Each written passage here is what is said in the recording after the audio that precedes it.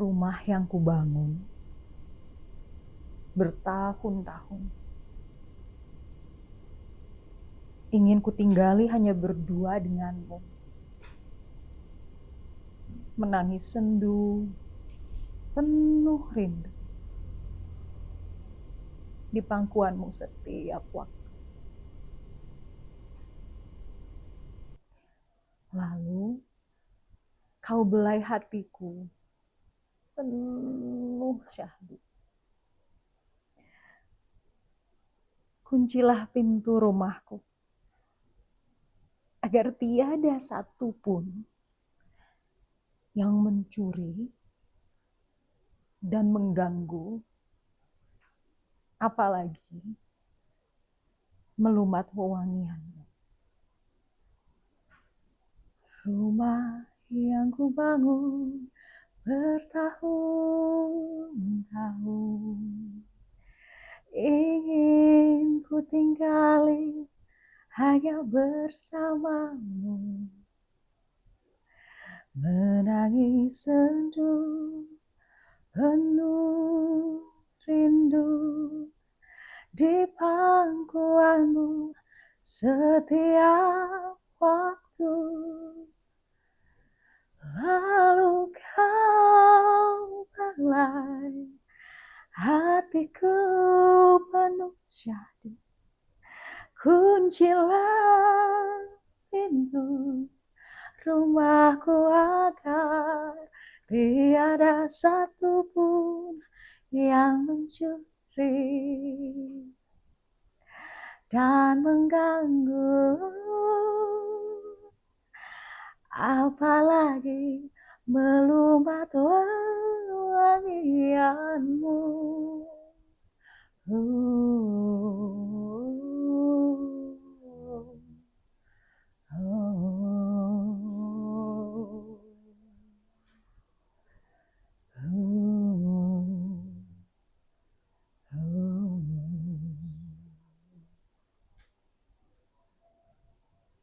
Rumah Pangkuan, Puji Jagat.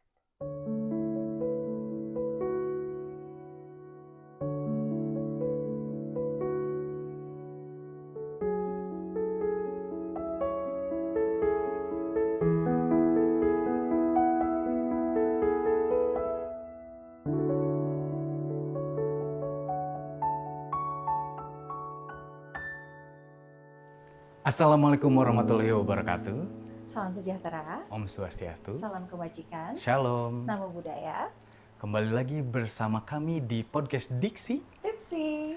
Alhamdulillah sekarang udah di episode 2 nih kali ini. Pindai cerita kemarin bareng Bob Anwar, dan kali ini akan ada narasumber yang menarik buat kita ulik. Ada siapa tuh, Cak? Mending kita kasih tahu dulu. Sebelum kita panggil narasumbernya untuk in frame, aku mau bacain dulu nih, gitu, tak kenal maka tak sayang. Betul. Jadi di episode kedua ada seorang penulis, pendidik, Siapa tuh? seniman, pokoknya Diborong ya. ya perempuan di episode kedua ini bernama Nurlailan Puji Jagat. Jadi jauh-jauh ternyata datang ke Bandung. Dari mana? Aslinya dari Lombok. Udah beda pulau nih. Iya. Udah beda pulau. Jadi lulus itu Bukan Jalan Lombok ya? Bukan, kalau itu deket ya. SMA 5 Bandung ya. SMA 5 ya. Jadi pendidikan formalnya itu, kalau saya biasanya panggilnya Ella. Kalau panggilnya nama Ella. penanya Puji Jagat. Puji Jagat. Bukunya. Jadi Puji Jagat ini lulus di SDN Semparu di Lombok Tengah, kemudian SMPN 2 Kopang, SMA N1 Praya, dan S1-nya sastranya jauh nih. Di mana? Sastra Jerman di UI. Oh, sastra Jerman di UI. Dan gara-gara sepertinya nih ya, gara-gara kuliahnya ini gitu sempat juga gitu peserta pertukaran budaya juga nih gitu. Tapi jauh sebelum ke Hannover Jerman ada aktivitas nih yang buat Diksi-Tips itu menarik untuk diulik ya, nanti kita ulik. Itu ternyata Puji Jagat juga adalah seorang founder TBM. Apa itu TBM? Nanti kita ulik ya. Nanti kita ulik ya. TBM Balai Baca ND di Lombok tahun 2015, kemudian Wakil Direktur Humas dan Publikasi Lingkar Bina Muda, dan tim PR-nya nih komunitas Read Aloud Yuk, dan tim sekarang itu jadi tim lead bank komunitas Read Aloud juga, dan pengajar di SMA Kautsar Lab School Bandung. Nah, Banyak banget aktivitasnya ya, padat banyak banget banget, pasti. padat banget. Kemudian Hmm. pengalamannya juga tadi seperti sudah di-spill sedikit, pertukaran budaya nih ke Oh, Jerman. oke. Kemudian ternyata di Jermannya juga nggak bisa diem ya, puji jagat Ngapain ini. aja tuh di Jadi ada Jerman? peserta volunteer kepemudaan. Hmm. Program nih, takut salah nih spellingnya. Nanti sebutin aja ya. Nggak ngerti. Taunya kalau Betul. Jerman tuh bad words aja, bad Nah, words aja gitu. Ini programnya hmm. BEILMBH itu tahun 2020, 2022. Kemudian narasumber juga nih masuk TV, sudah dong, puji jaga, Hmm. Masya Allah banget narasumber dalam program Indonesia Membaca di TVRI Nasional Jakarta tahun 2017. Karyanya nanti akan dibahas juga, kumpulan puisi berjudul Curug Bidadari di tahun 2016, kemudian Roncean Syair Perempuan bersama KPPI Bandung di 2017, dan editor juga. Wah, ngerti Udah lengkap, talent ya. lengkap. Editor dia nih, editor buku anak Hasan dan Sikiput 2022. Udah keren banget. Udah nggak sabar nih kita bakal ngobrol-ngobrol bareng narasumber kali ini. Kita sapa dulu. Iya. Halo. Halo. Jadi kita panggilnya Ella aja ya? Mau Ella mau puji jagat nih? Ella aja. Ella aja. aja. Oke. Panjang soalnya penjaga. Oke, apa kabar Ella? Alhamdulillah baik, alhamdulillah. Bagaimana dengan Bandung? Bandung, ya. Apa ya? Aku kan sebenarnya ke Bandung itu sejak kuliah kan sering datang ya sebenarnya. Kalau ada Sering. acara-acara dulu manggung sama Panji gitu kan ya. Dan apa namanya? Tapi emang kemudian resmi ke sini setelah menikah tahun 2022, 23, 24, 25, mungkin udah masuk 3 tahun ya sekarang ya. Bagaimana Bandung? Pertanyaan bagus satu. Tidak bisa diungkapkan. Tapi memang sebenarnya gini, ketika tahun 2017, 18 pernah main, tuh pernah membatin ketika naik ojek, tuh bilang, kayak aku pengen tinggal di Bandung gitu. Nggak tahu kenapa ya, tapi saya kerasanya homey banget gitu ya. Tapi udah pernah di Bandung? Udah pernah ke Bandung tapi waktu itu? bolak-balik ya, bolak-balik waktu oke. itu. Dan ternyata kejadian beberapa tahun kemudian Alhamdulillah. tinggal di sini. di sini. Di tahun 2015 itu kamu membuat si TBM itu kan. Ya. Sementara di tahun 2012 kamu masuk tuh ke UI Masuk gitu UI, ya. ya. Itu bagaimana tuh apa ya kegiatan kamu pada saat itu, dan mungkin ada kegelisahan apa sih yang membuat kamu jadi akhirnya kayaknya aku harus bikin nih balai baca di Lombok. Jadi ketika SMA aku tuh punya 9 teman. Jadi memang dari berbagai jurusan gitu kan. Terus aku dulu jurusan bahasa ketika SMA. Kami sepulang sekolah tuh selalu nongkrong di belakang sekolah, ada satu pohon. Itu pohon, dan kita mengelilingi pohon dan kita mengutarakan apa mimpi-mimpi kita gitu. Nah terus salah satunya aku tuh mimpinya ingin sekali punya taman baca. Tapi memang dulu aku mimpinya tuh aku pengen banget punya kafe buku gitu istilahnya. Cuma kayaknya kalau kata kafe itu terlalu berjarak gitu buat adik-adikku di kampung gitu. Dan akhirnya kami mengubah menjadi kata balai baca gitu. Balai itu rumah kan kalau misalnya di Lombok. Itu juga kalau misalnya ngelihat logonya itu lumbung padi. Ini memang simbol rumah di Lombok, memang tempat menyimpan beras gitu. Jadi sumber kehidupan lah gitu ya. Dan tidak hanya soal beras, tapi memang itu kalau di simbolnya balai baca itu tumpukan buku-buku gitu yang di dalam ininya lumbung padinya itu gitu. Nah memang berangkat dari keresahan ya. Cuma memang si Ella kecil entah nggak tahu bagaimana ceritanya tiba-tiba ada banyak puisi gitu di rumah. Buku-buku kecil-kecil kayak sekecil ini kayaknya buku-bukunya. Dan memang pertama kalinya memang aku membaca surat cinta kakak aku. Oh, dari situ. Dari situ. Saya kok ada ya, kok ini kata-katanya kok indah ya gitu.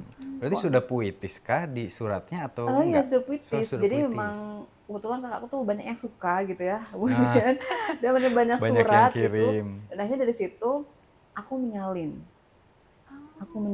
Dan kakakku juga cukup lihai lah juga menulis ya. Dan aku membaca diary-nya dan menulis diam-diam. Aku dulu punya kayak notes kecil gitu sampai aku punya diary sendiri gitu. Nah dari situ kemudian bagaimana caranya Allah menggerakkan semestanya itu buku-buku datang sendiri. Dan aku baca puisi, aku nulis dan aku bacakan di depan orang tua aku. Nah, di situ kemudian mulai tumbuh ada ketertarikan terhadap kata-kata Oke. dan terhadap apa ya, dunia mengajar kali ya gitu. Oh, Nah, kan memang kami tinggal di kampung yang hmm, cukup ya kampung kecil lah ya gitu ya hmm, di Lombok, dan banyak anak-anak yang kebanyakan di kampungku itu bapak mereka itu pergi ke Malaysia gitu. oke. Jadi emang banyak anak-anak yang kemudian tumbuh tanpa ayah atau juga Hmm, tanpa ibu yang tinggal bersama nenek gitu. oke. Nah, ini tuh suka datang ke rumah terus belajar gitu. Kayak bikin kelas-kelas gitu lah. Nggak tahu juga kenapa si anak kecil itu seperti itu gitu. Dan akhirnya ketika kemudian masuk UI ada sampai hari ini yang sudah kuliah di kampung itu aku, kakak aku, adik aku, dan sepupu di tetangga Oke. gitu. Jadi Itu semua di luar Lombok. enggak, sayangnya aku aja yang jauh Oh, banget oke. gitu perginya gitu. Memang pada kuliahnya di Mataram gitu ya, di Lombok gitu. Dan ya ada semacam kayak ini rasanya satu rezeki ini tuh tidak diberikan cuma-cuma. Betul. Jadi ada rasanya ingin apa ya, ada sesuatu yang harus aku berikan keluar gitu. Nah, memang ada tumbuh kegelisahan juga gitu. Bagaimana caranya agar adik-adik aku di kampung itu tidak mengalami masa kecil yang sama dengan aku, yang walaupun dia kan datang sendiri, cuma memang aku tidak dibesarkan oleh buku-buku gitu. Oke. Gitu. Dan mungkin ya ingin memperkenalkan kepada adik-adik di kampung itu bahwa membaca buku itu sama enaknya juga kok dengan main bola gitu, main Dengan main di kelereng, pantai yang indah-indah mandi di itu. sungai gitu-gitu. Jadi emang itu berangkat dari situ sih ininya. Pada Dan saat itu udah banyak berarti taman baca atau perpustakaan kecil gitu di Lombok pada saat sekolah ya? belum ya. Oh, belum. Dulu cuma ada satu, tapi itu emang kayak ada pengajian TPQ gitu. Oh, Terus kayak ada perpustakaannya gitu. Memang bahkan di sekolah pun juga belum terlalu hidup juga gitu. Berangkat dari situlah kegelisahannya. Nah, tadi dari yang 9 temanmu itu, apakah mereka itu, kamu kan membuka dengan 9 teman Ya. itu pada akhirnya mereka membantu untuk Oh mengelola ya, TBM sampai gitu? sekarang ya. Oh, jadi ini founder iya, ya? iya. Karena Ya, founder. founder ya, karena kamunya di Bandung lah, Ya. terus sempat di Jerman, Ya. jadi saling membantu gitu Ya. untuk membuat itu. Cuma memang itu kan lama ya, Cak ya. Kan berdirinya 2015 gitu. Dan itu sempat kayak ini jadiin nggak nih gitu kan. Jadi emang tapi emang masih besar gitu ya keinginan untuk membangun taman baca itu gitu. Dan ketika sudah kuliah, ya udah akhirnya nih kalau misalnya nanti nih kita nggak akan jadi, hanya ngumpulin buku-buku lah, donasi gitu kan teman-teman di kampus. Ya.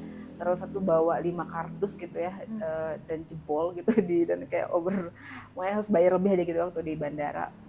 Dan kami belum punya tempat, Cak. Jadi emang kayak satu meja tamu gitu punya orang tua di depan teras gitu.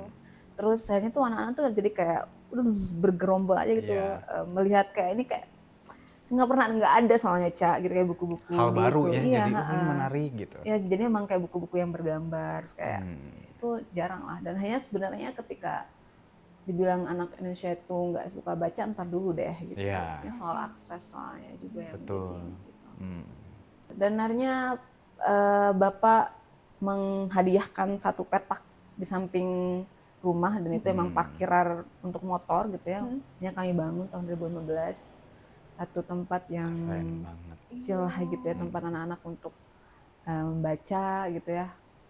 Ya, Seru banget lah, terus inspiratif ya, karena Betul. ternyata untuk membuat sebuah pergerakan atau membuat sebuah disebutnya vision gitu, itu ya udah memang harus bergerak dulu gitu ya, tanpa tadi kan Ella memulainya dengan suatu hal yang sangat sederhana gitu, satu meja kecil gitu. Nah, kemudian nih ya gitu, ini kan tadi yang indah-indahnya gitu, challenge-nya apa sih lah gitu untuk membangun sebuah, karena berbicara masalah TBM itu pasti kan ada sistem-sistem lain yang dibangun ya. Kita bicara sebuah pergerakan, otomatis misalkan ada bagian kayak pendanaannya tadi, kemudian apakah ada operasional bulanan gitu, sementara kamu berlokasi di tempat yang sangat jauh dari pusat kota, apalagi ibu kota gitu ya, Jakarta gitu. Dan sementara sekecil yang aku tahu, TBM itu kan memang dia nge-link ke semua ya, setahu setiap daerah, setiap kota bahkan ada gitu, kabupaten pun ada gitu. Nah, karena tadi sepertinya aku lihat minat itu bukan challenge-nya gitu. Nah, apakah Oke. ada challenge yang lain kah gitu yang kamu temukan ketika bikin si TBM ini? Ya, sebenarnya balai baca itu udah berapa kali mati suri ya. Oh, kenapa tuh? Sebenarnya tim ya, Oke. tim. Kan sebenarnya kan ini kan kerja apa ya, tugas-tugas yang kayaknya dikerjakan di jalan yang terlalu sunyi gitu. Dan memang rasanya juga mencari orang-orang yang punya passion juga ya di bidang literasi, pendidikan anak-anak tuh juga di kampungku tidak terlalu banyak gitu ya, karena tadi juga soal banyak yang juga yang putus sekolah gitu kan. Dan memang dari teman-teman SMA aja gitu. Dan aku tuh sangat tidak struktural orangnya gitu. Bergeraknya sangat kultural gitu. Jadi Iya, iya, memang istilahnya kalau sekarang kan udah banyak ya TBM-TBM yang memang secara sistem itu sudah link ke apa Pemerintah namanya, juga ya? ya gitu, misalnya ke perpustakaan-perpustakaan pusat, misalnya di kabupaten, provinsi, bahkan di nasional gitu. Nah kami tuh benar-benar dari kayak ya udah bergerak aja ya karena emang ada kesempatannya, kemudian ada energinya gitu. Mati surinya itu jadi ada founder co-founder, yang paling utamanya tuh saya sama Nia namanya. Jadi sisanya itu gonta-ganti tuh orangnya tuh, kayak datang dan pergi gitu. Datang dan pergi. Pernah yang kita punya apa namanya satu karena memang tidak terikat ya istilahnya ya. Iya, Tidak betul. terikat, jadi memangnya orang juga kan kita juga nggak ngasih apa-apa gitu kan. Dan kalau misalnya mau pergi ya sok atuh gitu, nggak apa-apa. Tapi memang sih saya percaya bahwa apa namanya rasanya pun kalau sendiri nggak apa-apa. Karena pernah juga di posisi itu gitu. Oh, ngejalanin si taman baca sendiri ini. Pernah juga sendiri gitu, dan ya nggak apa-apa. Cuma lebih capek aja. Capek itu kayaknya nggak ngapain juga pasti capek ya gitu ya. Iya. Tapi istilahnya mengerjakan sesuatu yang kita cintai Kita itu cintai pasti. itu membuat hati itu merasa bernyanyi. Karena pernah saya ngurusin satu event namanya Reading Camp. Itu posisinya kaki saya tuh lagi bengkak parah. Oh, Terus nggak ada teman-teman yang emang bisa bantuin waktu itu, lagi sibuk kuliah gitu. Itu saya, ibu saya, dan adik saya gitu jadi panitianya untuk ngurusin puluhan acara anak-anak. keluarga jadinya. Acara keluarga. Jadi IO keluarga. Oh, keluarga. Itu Iya. memang karena melihat ke anak-anaknya gitu. Karena mungkin teman-temannya pergi gitu ya, tetapi si semangat anaknya saya nggak Nah, bisa itu dibeli sih. gitu. Itu yang selalu menyentuh ya. Ya.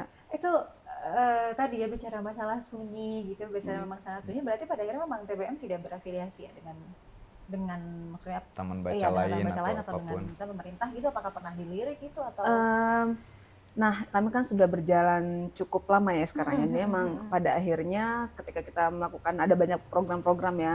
Salah satu program besarnya kami itu namanya tadi Reading Camp. Dan ini sudah Reading Camp yang keberapa ya? Ke-6, ke-7 gitu, lupa. Emang sekali setahun gitu. Nah, itu kan butuh pendanaan yang cukup banyak gitu kan. Dan akhirnya kami juga melibatkan lah ya, misalnya mengadakan kerjasama dengan perpustakaan di daerah, kemudian ya dan beberapa apa ya lembaga-lembaga yang bisa mensupport secara dana juga gitu. sebenarnya di pemain atau stakeholder literasi itu ada siapa saja, dan salah satunya TBM gitu. Betul.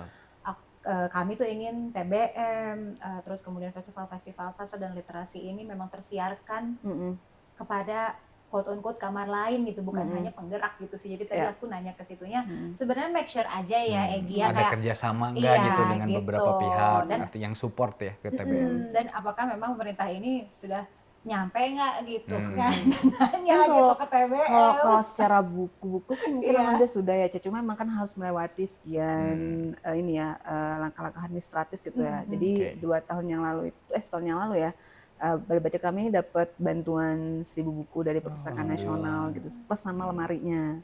Gitu. Jadi ada beberapa hal yang harus ditempuh gitu ya untuk mendapatkan itu gitu. Ya alhamdulillah sih pemerintah sudah ini ya, cuma memang kemarin kami sempat diskusi juga dengan apa namanya bagian kementerian bahwa memang mereka sudah memberikan, tapi bagaimana mengolah itu jadi PR-nya. Bagaimana caranya menghantarkan buku-buku itu kepada anak-anak. Itu ya. Itu yang sebenarnya sih menjadi PR berikutnya setelah mereka memberikan. Nah, bagaimana caranya kemudian penggerak-penggerak di TBM-TBM itu diberikan apa ya? mungkin skill ya bagaimana caranya membawa buku-buku itu bisa ada bunyinya dan sampai juga ke Oke. anak-anak. Kalau mangkrak doang kan juga marker aja, jadi kan kalau misalnya nggak ada Ya. program yang kemudian bisa mengantarkan ya sayang sih gitu. Akhirnya reading camp ini jadi salah satunya nih. Ya, Aktivitasnya apa aja sih di reading camp itu tuh? pertanyaan menarik karena saya akan sangat suka bercerita tentang itu. Em, Dia memang temanya selalu beda-beda tiap tahun. Nah terakhir kemarin itu temanya tuh Alice in Wonderland. Oh, Nah jadi gokil. jadi memang kemudian kami bekerjasama dengan kantor desa di kampung kami. Jadi kami membuat anak-anak ini dari berbagai kecamatan tuh datang, Cak. Jadi nggak hanya yang kampung-kampung doang, sampai menyentuh angka 80-an lah 80 anak-anaknya peserta. gitu. Ada anak yang ada yang TK, PAUD, SD lah paling kelas 5 lah gitu. Dan kan ceritanya Alice itu kan dia tenggelam ya, jatuh ya ke dalam lubang kelinci gitu. Nah ketika kemudian mereka baru datang nih anak-anak ini, kita bacakan tuh, kita reading aloud cerita Alice, tapi cuma setengahnya aja. Nah, nanti tugas mereka tuh punya misinya datang reading camp itu. Jadi mereka datang untuk menyelamatkan Alice keluar dari lubang itu gitu. Nah, dan akhirnya tuh kan itu kan ada kalau misalnya dalam teori sastra anak itu ada dunia fantasi sama dunia real. Iya. Jadi kemudian kita bikin batas gitu. Jadi memang tempat mereka camping itu adalah realnya, kemudian di luarnya itu adalah fantasi yang harus Fantasinya. mereka jelajahi nanti untuk mencari Alice itu ada di mana gitu. Jadi berpikir, berimajinasi gitu ya. Berarti dibuat-buatkan tim gitu? Ya dibuatkan, dan ini panitianya sepulau Lombok. Panitianya Sepuluh Pulau Lombok. Jadi kami ini berangkat sebenarnya Keren dari banget. ketika kita gempa Lombok. Oh, gempa Lombok. Di gempa Lombok, dan itu salah satu rezeki lainnya di balik musibah yang Allah berikan itu adalah jadi kami tuh bisa membangun jejaring dengan para volunteer khususnya di bidang literasi Pulau Lombok waktu itu gitu. Nah ya panjang lah itu usianya kita kerjasama gitu, karena hanya mereka selalu menunggu setiap momen ini. Banyak mahasiswa gitu ya yang misalnya memang lagi ingin mencari kegiatan yang bermanfaat. Nah mereka menunggu momen kegiatan-kegiatan semacam ini kayak gitu. Dan yang ditekankan itu adalah membacakan buku sih. Jadi misalnya jadi memang ada mentor-mentor khusus di setiap kelompok, dan itu memang kami memberikan pelatihan khusus karena ini kamu nih kan akan sama anak-anak nih nemenin 2 hari.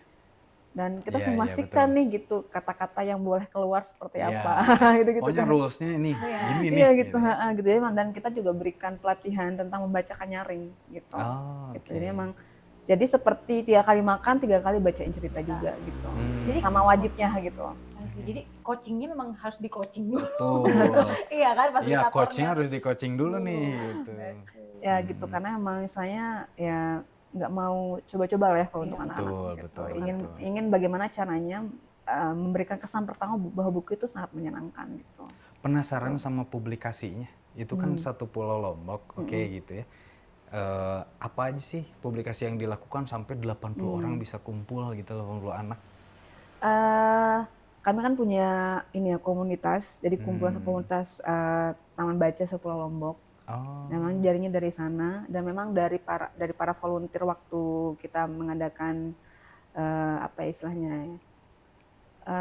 kita menghealing anak-anak yang korban gempa lewat bacakan cerita waktu itu. Nah itu kita masih ada satu komunitasnya gitu loh gitu. Idenya tuh dari situ justru malah. Dari situ, dan memang nggak nyangka juga sih akhirnya dari gimana nih Lah nih, karena waktu kan aku masih di Tangerang, waktu masih baru lulus gitu. Ini jarak jauh jadi koordinasinya saat itu, dan akhirnya aku harus pulang karena kami semuanya karena Hebat. keluarga itu ini lagi pada selama kita kan pada mengisi ya. Iya betul Nah, betul pada keluarga saat aku itu. juga mengisi waktu itu, dan akhirnya aku entah bagaimana caranya bapak aku tuh mengizinkan anak perempuannya itu ngecamp di bawah pusat gempanya di dekat Gunung Rinjani. Jadi kami tuh sebulan lah di situ mengadakan kegiatan bacakan cerita kepada korban gempa. Memang parah banget di situ. Berapa orang yang terlibat pada saat itu? Waktu Acara itu? masih yang orang-orang Bali baca aja. Oh, orang Bali baca Nah, aja. terus kan ternyata kemudian ini kita bergerak gitu. Dan bukunya akhirnya tuh buku-buku dia baca itu kita gerakan gitu loh. Kita bergerak, jadi karena memang terbatas ya, emang yaudah kita ke kabupaten-kabupaten itu kita bawa buku-bukunya, dan ya udah kita merekrut teman-teman. Itu ya hanya lewat Instagram aja sih. Di Instagram, Oke. dan ternyata alhamdulillah banyak yang menyambut itu. Berkontribusi ya. Keren. Alhamdulillah. Aku selalu salut tuh gini, lah. Sering dengar cerita-cerita dari daerah-daerah tertentu yang dari asalnya hanya ide rumahan gitu ya, jadi ide satu kota, satu kabupaten, termasuk yang tadi gitu, reading camp itu berarti kan bisa menjangkau seluruh Lombok gitu ya, yang mungkin itu tidak terfikirkan sebelumnya gitu. Nah, si reading camp ini akhirnya apa aja sih kedepannya si output yang pengen dikeluarin reading camp gitu? Yang pastinya kalau tagline-nya reading camp itu tuh membaca aksara dan membaca semesta. Gitu ininya tagline-nya. Jadi bagaimana sebenarnya sih ada ujungnya ya, bagaimana kemudian kita berangkat dari tulisan, dari buku, dari hal yang terlihat, kemudian kan ayat-ayat Tuhan juga kan tersebar ya di alam semesta ini, yang kemudian juga dibaca, yang pada akhirnya setiap anak-anak itu membaca dirinya gitu. Mereka tuh punya kitab juga yang harus dia baca gitu ya, tentang siapa aku, untuk apa aku diciptakan. Nah, rasanya apa namanya, itulah kalau misalnya menjadi pembelajar sepanjang hayat, nah ininya juga anak-anak menjadi pembaca sepanjang hayat gitu. Amin. Gitu. Ya itu sih sekali mungkin itu ininya. tujuannya ya. Semoga panjang umur lah. Amin. Sekali bacanya ya. Amin. Amin, Hal-hal amin. baik bisa selalu dipanjangkan. Amin. Amin, Amin. amin, amin. Gitu lah, jadi after itu kemudian kan kehidupan berjalan lah ya. Kemudian kamu ke Jerman, kemudian bertemu pasangan gitu, menikah di Bandung itu, dan pada akhirnya di tahun 2016 kan ya, kamu mulai mempublikasikan buku kamu itu. Nah itu buku-buku itu tuh semuanya perjalanan hidup kamu kah, atau Apa yang terjadi dengan ibu kota sampai Jakarta itu mendesak seorang Ella merilis buku gitu? ya itu kenapa tuh, aku mau nanya gitu sebenarnya. Karena Ada kalau apa dilihat itu banyak asrama UI. Nah, di area-area asrama itu tempat menulisnya. Gimana tuh? Ya, pernah juga ya cerita ke Ica ya gitu. Misalnya dulu aku dari Lombok kemudian ke Jakarta, ke UI, Depok sih ya lebih tepatnya. Kan dulu kan ketika di kampung tuh ya di SMA, siapa sih yang nggak kenal Ella gitu ya gitu loh.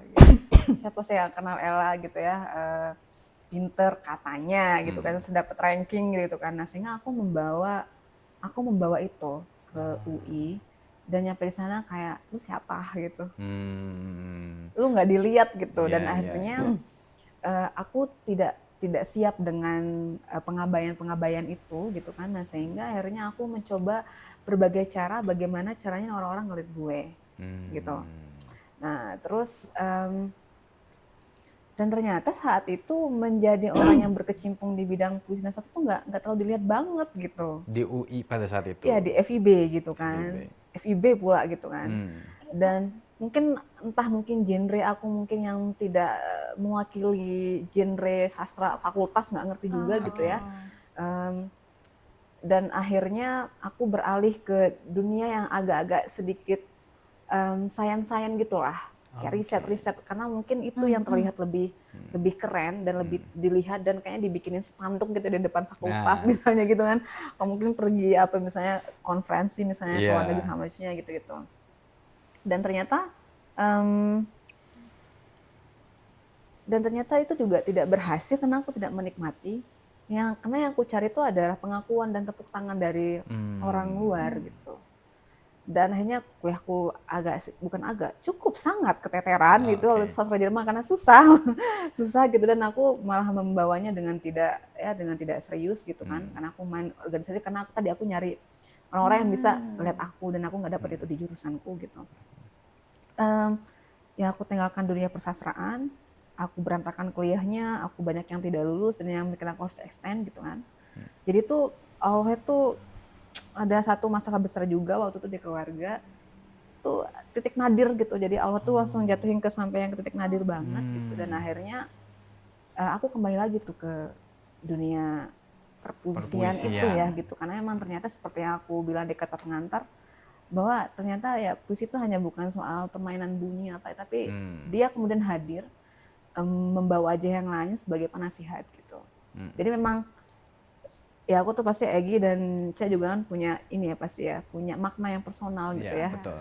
Setiap orang juga, begitupun juga aku gitu ya. Sehingga ketika misalnya orang nyebut puisi, itu sangat gitu ya di dada tuh karena dia salah satu media yang Allah hadirkan ketika aku di posisi yang sangat nol itu gitu kan untuk sehingga kemudian menemukan perannya nih ya sebagai penasihat itu ya. Iya, dan apa namanya ya bahwa ternyata ya Allah bisa berkata-kata lewat mana aja gitu.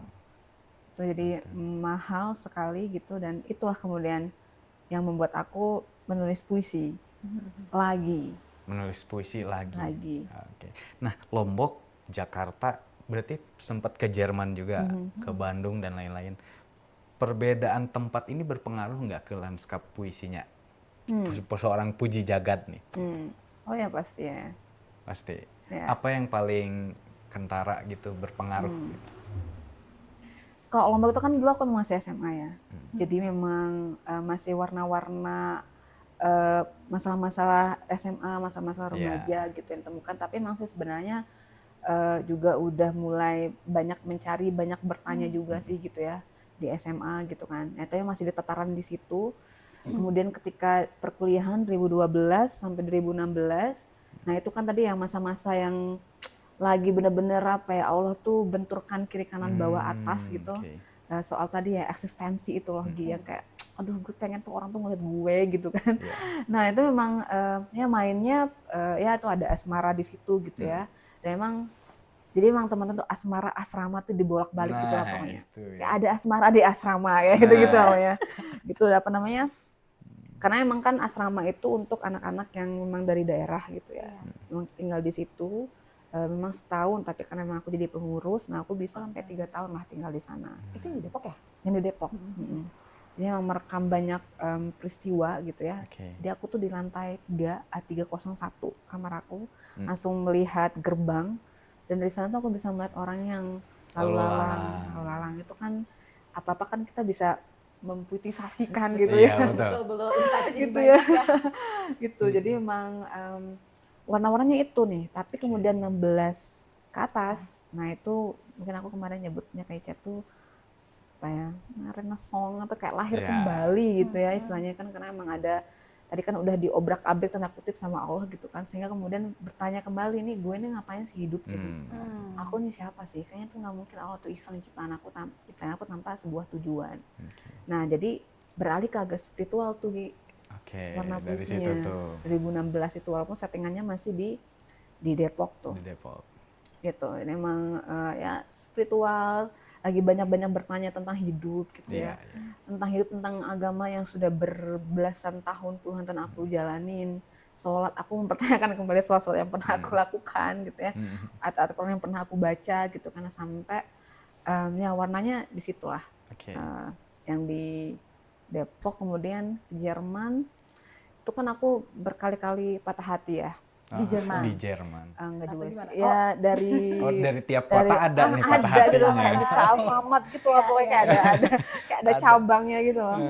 Gitu, jadi apa namanya, nah kemudian ketika di Jerman, itu perjalanan yang cukup sepi ya sebenarnya ya. Karena emang apa namanya, kita udah minor ya gitu ya, dan kita beda dari budaya, makanan, agama, cara pandang gitu ya.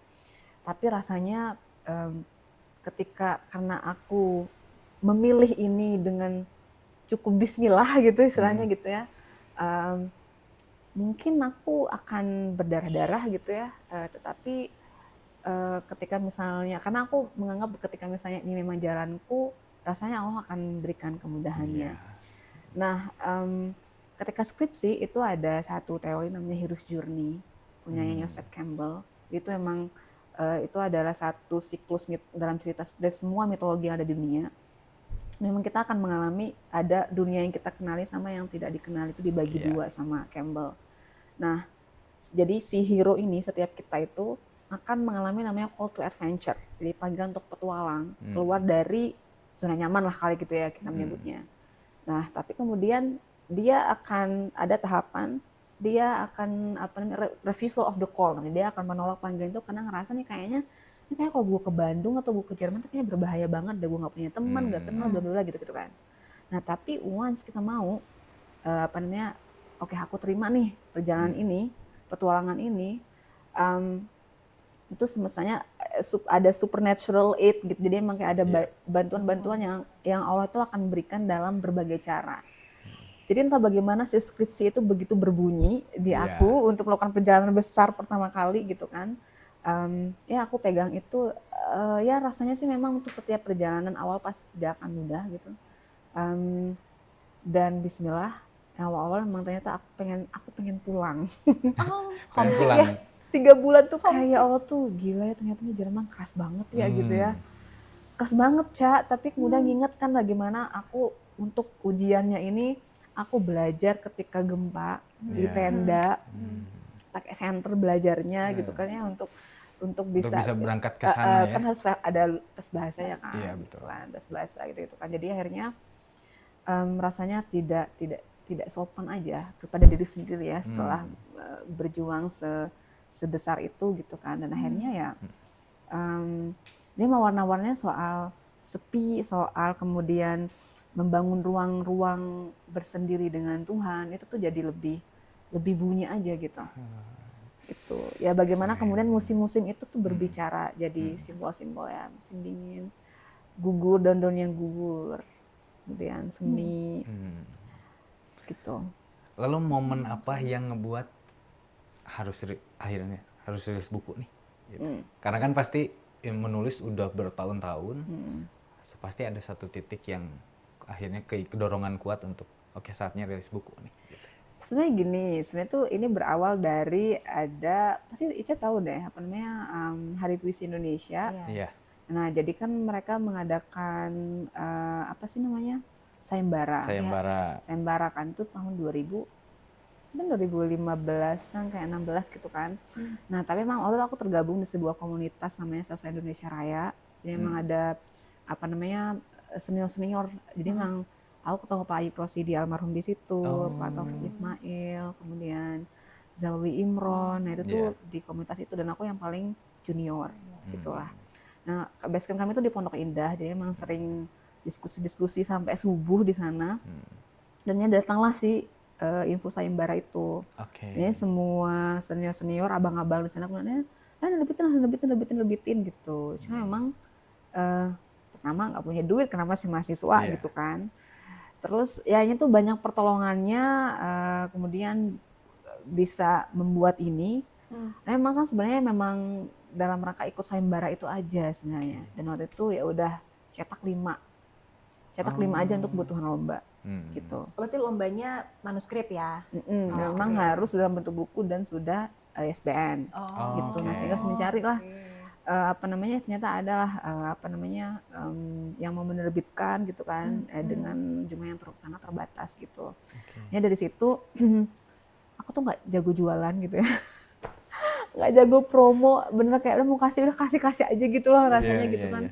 Dan hanya tuh ada satu senior gitu yang kemudian yang meng-arrange semuanya gitu kan, yang bikin posternya, kemudian bikin pre-ordernya gitu lah, hanya mencetak 1.000.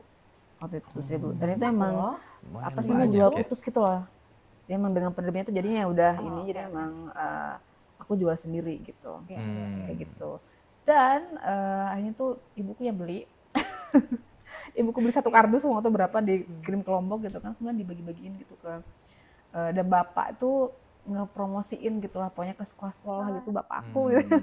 Ke sekolah untuk marketingnya akhirnya keluarga lagi kan? Keluarga lagi bener ya gitu dan akhirnya ya adalah yang kemudian teman-teman kampus lah gitu kan yang mau beli gitu kan, dosen-dosen gitu kan. Itu sih ininya dari situ kemudian ternyata panjang juga ya perjalanannya anak pertama ini gitu sampai hari ini gitu. Pengen ada yang mau bicarain gitu kan di forum ini sekarang tuh kayak selamat ya nak gitu. Ini masih bisa dipesan nggak bukunya? Sebenarnya masih di gudang masih ada, cuma memang dari Tokped itu belum diupdate lagi. Nah itu karena waktu itu sempat aku mau beli habis, ngechat lah ke penjualnya. Oh iya, maaf sudah sold out. Oh ya udah, kirain memang tidak available gitu. Berarti masih ya? Masih ada sih beberapa Masih ada. eksemplar. Nah, saya kalau deskripsi biasanya kawan-kawan Dips ini kalau misalnya mau tahu di mana belinya, biasanya suka langsung pada komen. Soalnya episode kemarin juga Iya. kan penyairnya artpreneur juga, dia punya kaos, ada yang langsung nanya. Nah ini kalau bukunya Ella berarti bisa Di ada Tokopedia di mana nih? berarti Di bisa Tokped dicari ya? ya? Di Tokped ya. Tokped ya. Nanti saya coba halo-halo lah untuk nge-restock lagi di situ.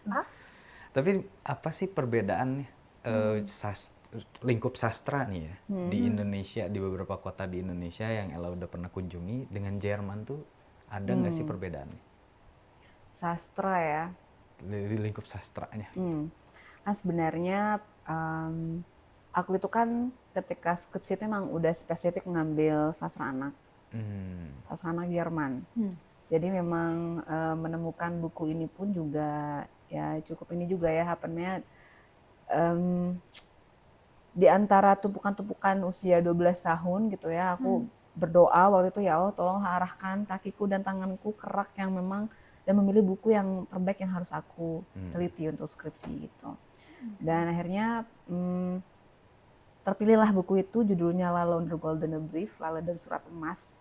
Nah Lala ini singkatnya dia tidak punya orang tua, dia dipetik dari bunga tulip. Dan akhirnya tapi ternyata gini Cak, skip tadi kan ketika aku baca di bagian belakang dia menyebut ada kata Rumi. Nah kan aku lagi ini banget sama karya-karya sofistik kan, termasuk yang Jalaluddin Rumi itu gitu. Ini Rumi siapa? Ini apakah Rumi yang itu Soalnya gitu di kan? buku yang si Lala itu. Di buku Lala ini Oh, gitu. mengutip Rumi. Jadi memang ada tokoh namanya Rumi. Tapi aku nggak tahu ini Rumi siapa gitu, karena Rumi ini bukan nama Jerman. Lala tuh bukan nama Jerman, Rumi pun juga bukan nama Jerman. Lebih ke Turki gitu. Dan akhirnya ternyata memang buku itu menceritakan perjalanan Lala ini untuk mencari siapa dirinya sebenarnya. Karena ternyata bukan Lala itu dari bahasa Turki itu artinya tulip. Tulip kenanya dia ternyata dia tuh punya ayah sebenarnya, dan ayahnya adalah Rumi, itu adalah ayahnya ternyata. Jadi memang si buku itu tuh menceritakan tentang perjalanan dia lah, si anak usia 12 tahun ini gitu. Nah terus kemudian tumbuh mungkin jatuh cinta ya, jatuh cinta sama satu bidang gitu ya. Dan ini adalah sastra anak, karena memang perjalanannya sudah didekatkan dengan buku-buku anak-anak juga gitu kan. Jadi itu rasanya tuh dan materi dan mata kuliah sana tuh belum ada waktu di jurusan aku. Memang aku belajar sendiri aja, otodidak aja gitu untuk kemudian ngambil skripsi ini gitu. Si sastra anak ini. Sastra anak ini, karena waktu itu diajarnya tuh di jurusan sastra Inggris sama sastra Indonesia. Jadi kamu tuh sastra Jerman anak. Ya, ketika skripsinya ya, aku mau mengambil spesifiknya sastra anak gitu. Karena lalu ada, apa aja yang diriset di Jermannya? nah kemudian rencana kan mau S2 nih kan waktu itu kan, mau S2 gitu. Tapi kemudian dosen aku bilang, udah kamu ambil aja pertukaran budaya dulu nih, biar kamu gak kaget. Karena aku rasanya perlu upgrade bahasa, kemudian mengenal budaya seperti apa gitu kan. Ini aku tinggal sama satu keluarga yang mereka yang punya anak-anak kecil di situ. Di situ kemudian aku mengcapture bagaimana aktivitas membacakan buku dalam lingkup yang sangat yang sangat kecil ya, misalnya lingkup keluarga gitu ya. Ternyata seperti makan minum aja. Jadi memang satu hal yang sangat natural gitu. Itu satu hadiah yang menurut aku tuh luar biasa banget sih. Aku punya kesempatan kemudian untuk mengakses buku-buku anak Jerman lebih banyak, punya pengalaman membacakan cerita, kemudian keluargaku ini cerita kepada kepala sekolah si adikku ini, bahwa ini aku punya ini nih Ella gitu di Indonesia, dan dia sangat suka sama anak. Aku diberi kesempatan untuk sit in seminggu di sana, kemudian belajar bersama anak. Aku wawancara guru-gurunya, mestinya aku mengamati bagaimana proses belajar mereka di sana gitu. Dan memang aku spesifiknya itu adalah aktivitas membaca, gitu. Dan itu walaupun memang sekarang ya kalau gadget mungkin sih ujiannya yang hampir di seluruh dunia ya gadget itu ya. Memang sih ketika di masa aku di situ tuh aku melihat memang membacakan buku tuh bisa di mana aja, bisa kapan aja. Bahkan tuh neneknya anak-anak itu datang ke rumah mereka nemenin cucunya sikat gigi, terus dia bacain buku saya tuh pulang gitu. Itu menjawab berarti. Itu ya budayanya ya. Memang di Gitu. sana berarti ya sudah familiar dengan buku sejak kecil ya, karena mungkin Iya. treatment yang diberikan orang tua ya gitu. Dan Bisa tadi nyampe. poin yang kayak makan, jadi Betul. sudah bukan hal yang mewah. Jadi mungkin menjawab pertanyaan Egita, dia perbedaannya pada akhirnya si kulturnya juga memang sudah jauh berbeda ya. Dan mungkin Ella harapkan itu bisa ada di Indonesia, bisa tumbuh Iya. di Indonesia ya Itu sebagai pegiat. salah satu mimpi ingin mengetuk pintu dari pintu ke pintu di kampung tuh memperkenalkan bahwa bacakan cerita tuh bisa banget nggak pakai duit gitu ke orang-orang tua gitu, karena pada punya smartphone ya, dan bisa bacakan cerita juga dari berbagai macam aplikasi yang ada. Panjang banget perjalanannya tadi udah dari Lombok bikin pergerakan, punya event tahunan sampai hari ini, bersastra sampai ke Jerman gitu ya. Apalagi sih yang akan dilakukan atau Ya, dibuat setelah ini? Ini yang penasaran justru setelah ini Tadi apa aja yang mau bicara soal dibuat? mimpi soalnya. Bicara gitu. soal Iya. mimpi.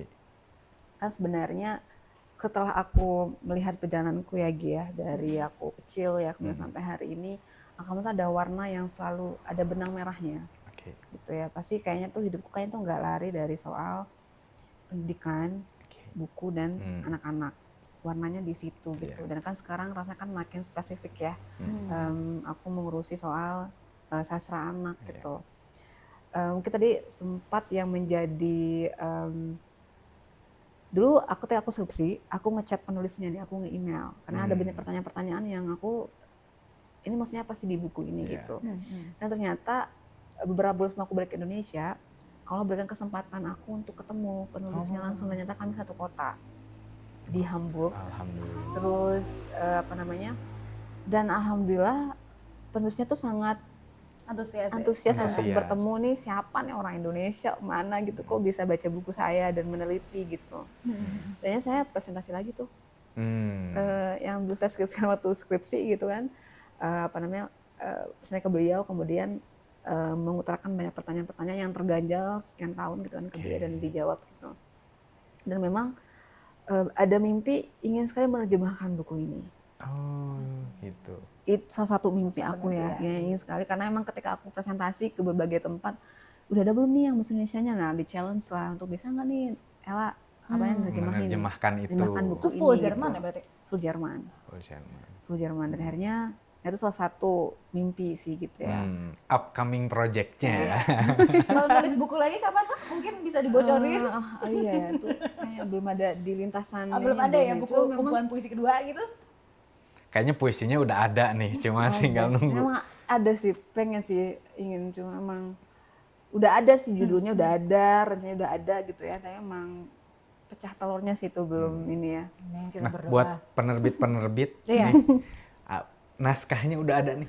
Barangkali mau berkolaborasi dengan Puji Jagat, bisa di DM aja ke Instagram Bisa. @Puji Puji Jagat. Jagat. Ya. Puisinya bagus-bagus, ada satu puisi yang pada akhirnya dimusnahkan puisi. Dua sih sebenarnya oleh Kang Panji Sakti ya.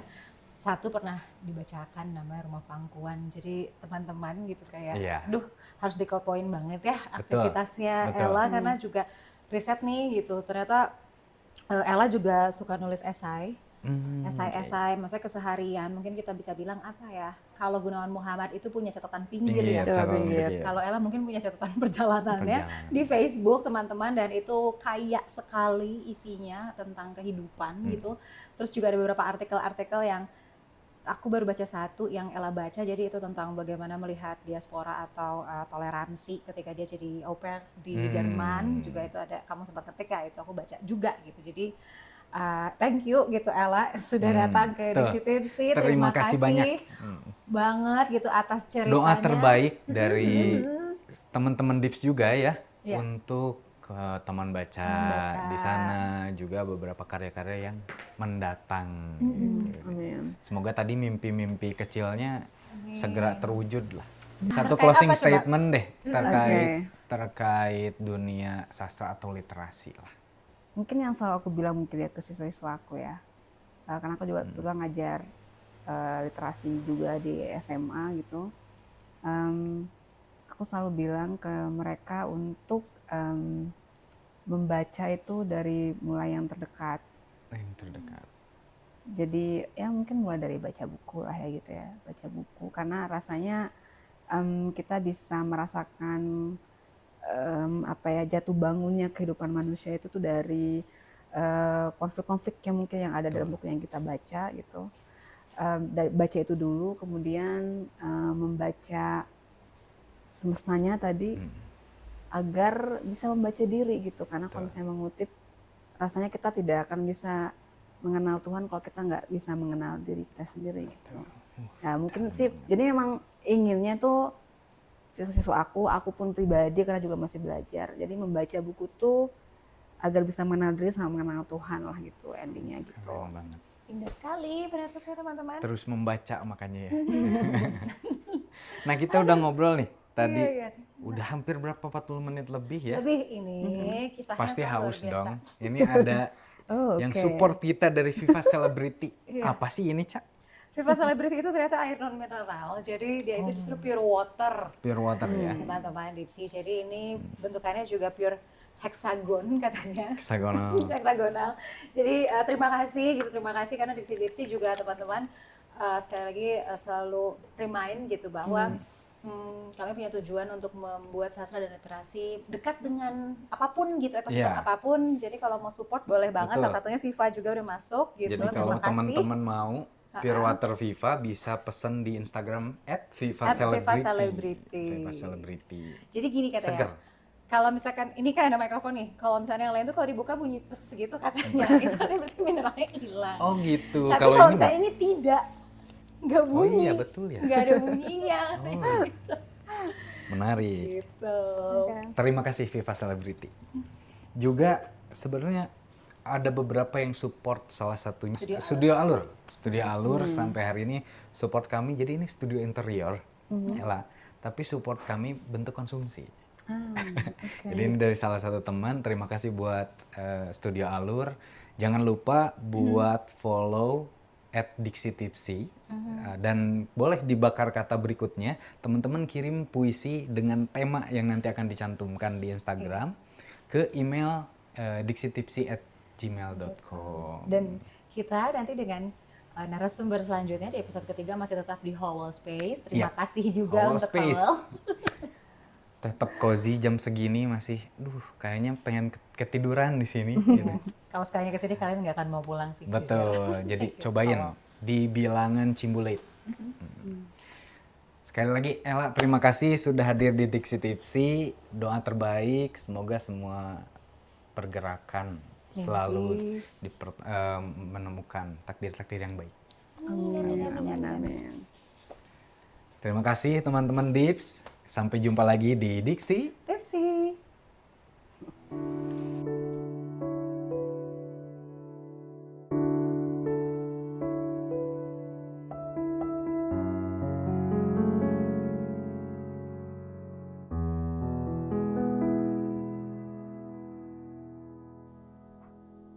Bukankah di pelataran bulan tahun ini, kita pernah sama-sama menerjemahkan kata lelah dan sabar pada perjalanan cerun itu? Lalu kita malu-malu berbisik pada matahari, pada bayu, juga pada rumput bahwa semalam teramat dingin bagi kita berdua. Bukankah di pelataran bulan tahun ini, kita pernah sama-sama mengeja kata setia dan pasrah pada perjalanan terjal dan panjang itu? Tapi, bukankah di pelataran bulan tahun ini, kita tidak membagi air mata, gelisah, dan resah yang sama pada batu-batu 3145 NDPL itu?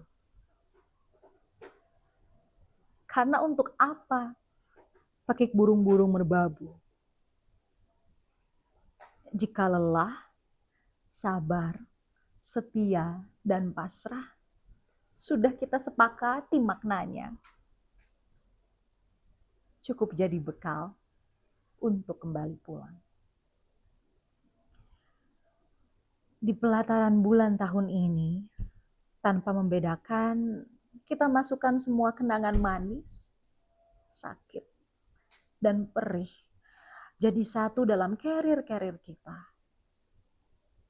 Membawanya pulang sambil melambaikan tangan dan mengecup mesra.